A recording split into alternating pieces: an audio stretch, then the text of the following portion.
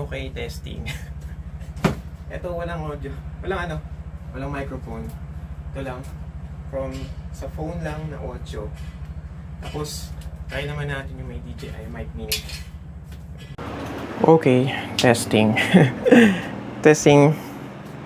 Ito, naka na ako. DJI mic mini natin.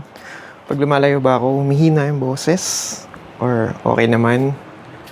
Ayan. Wala tong noise cancelling ngayon. Okay, kumusta? Kumusta audio ko? Kumusta pag lumalayo?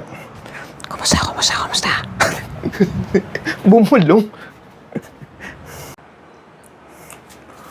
Okay, ito naman. May noise cancelling. Clap. Ayan, naka-noise cancelling ako. Okay, kumusta audio? Dinig ba may dumadaang motor ngayon yan? Okay. Low testing. Malinaw ba? Okay na ba itong pang vlog? Yun. Testing. Low. Okay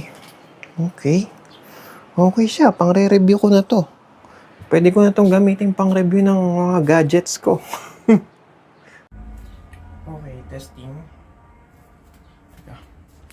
Naka-USB. Okay, testing. Bluetooth connection naman ito. Bluetooth.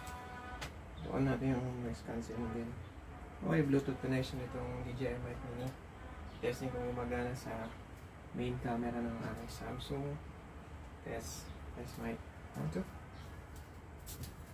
Okay, so hindi gumagana sa main camera app ng Samsung. Kailangan talaga naka-USB-C ako.